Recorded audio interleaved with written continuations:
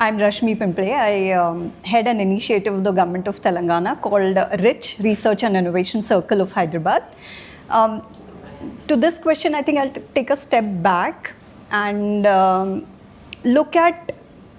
just look at if the person who has been raising hand has stopped doing that, but look at whether there is enough support and enough good ecosystem where people are actually encouraged to raise their hands, because each one of us is different. Some people are outspoken, some people are reticent, reserved, some people think on the go, some people take some time, reflect, and then think and then talk.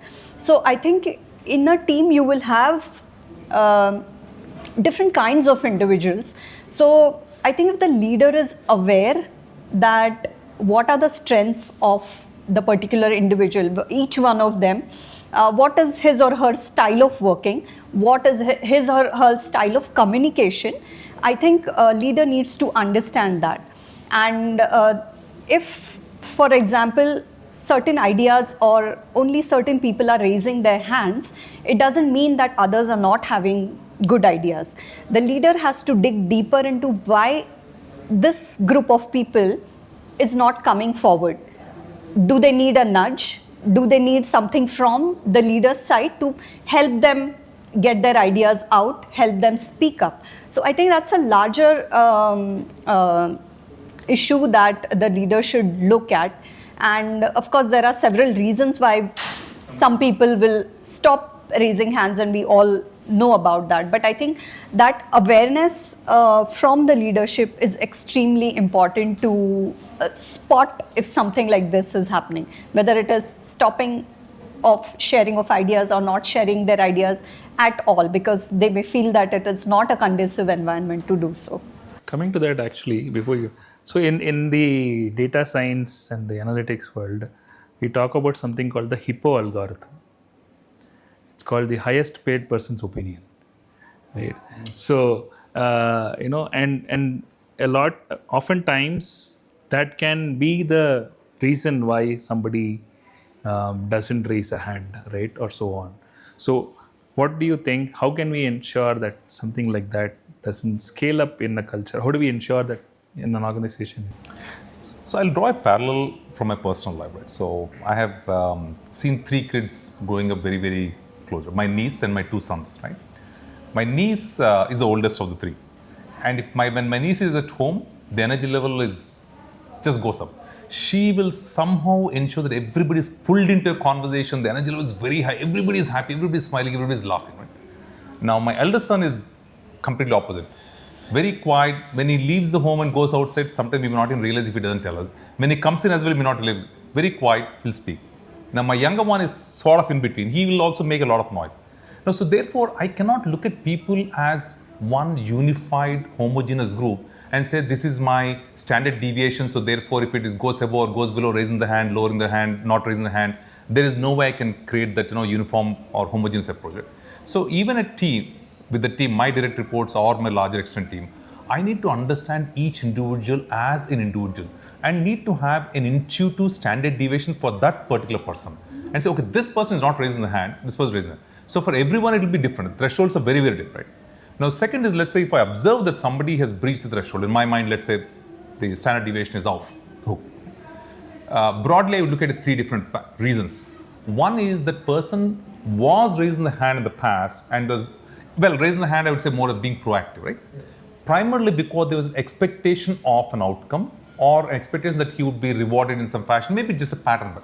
So whatever his expectations were not met. That could be one reason the person stopped being proactive.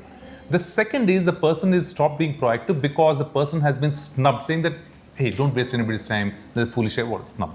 A third reason is that the person is just not sensing feel that somebody is even hearing them. I talk, nobody says great, nobody says bad, but nobody is kind of, they say, yeah, whatever, let's move on.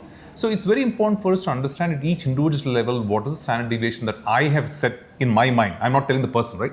And then when that breaches, then try to dig in and say, what is the three of these possible parameters is what is ticking it off. And then it becomes easy for me to have a conversation to figure out why it happened. Because if I know which of the three paths which is causing the person to be less proactive.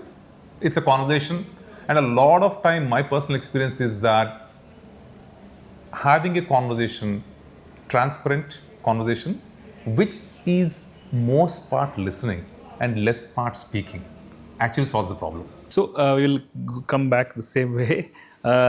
So I'd like to add one layer of complexity here, which is that because since this is the GCC capital right now, we're also seeing some kind of a confluence of many Indias, right, in your organization.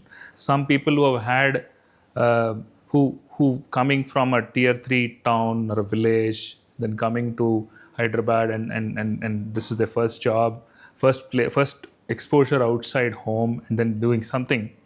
And then there are some others who are brought up in Hyderabad or Bangalore, and then they're also in the same team.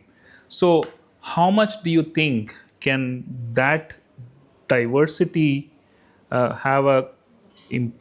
a reason for something like this? And how then would you address the same issue? It's a little different from the competency thing that we do. I would put it from two different flavors, right? So if you look at, over the past 2 decades that I've been in Hyderabad, I've always had the opportunity to work with people from across the country. Prior to that, with the Indian Air Force, again, the largest diversity possible is what I've seen, correct? So as long as the leader is aware of the cultural nuances or is open to having, I have not seen any challenge from somebody coming from a below poverty line economic background, or maybe a tier 3, or maybe even a regional language school having a challenge. But yes, when they're interacting with the principals or the customers who are outside of India, those people will be at a disadvantage. Otherwise, within the realm of the Indian geographical team, I have not seen them being at any disadvantage. Okay. How would you say from a Telangana state policy perspective? I can speak from my experience. I think a lot depends. I mean, each individual is shaped by so many different things, right? From the school you go to, the college, university you attend, the first job you have, the first boss you have, and so many other things, your parents and your spaces where you live. So I think it's very different for different people. And for me, or if I look at the team and the teams that I have worked with initially and even now, there are certain things that the individuals understand. Okay, these are my strengths, but there is also awareness or some complex about certain things that they're not very good at. So again, it is up to the leader to understand how can this individual reach his or her full potential with the complex or with some weaknesses or areas of improvement that they have. So I wouldn't see everybody cannot be at the same level at one given particular time and point in time, even in similar age groups, for example, or similar levels that they work with. So again, it's to understand what works for a certain individual, what his or her strengths are, what the areas of improvement are, and tailor it accordingly. Even the communication or how you what opportunities you want to present to that individual, and if you want to giving that extra support.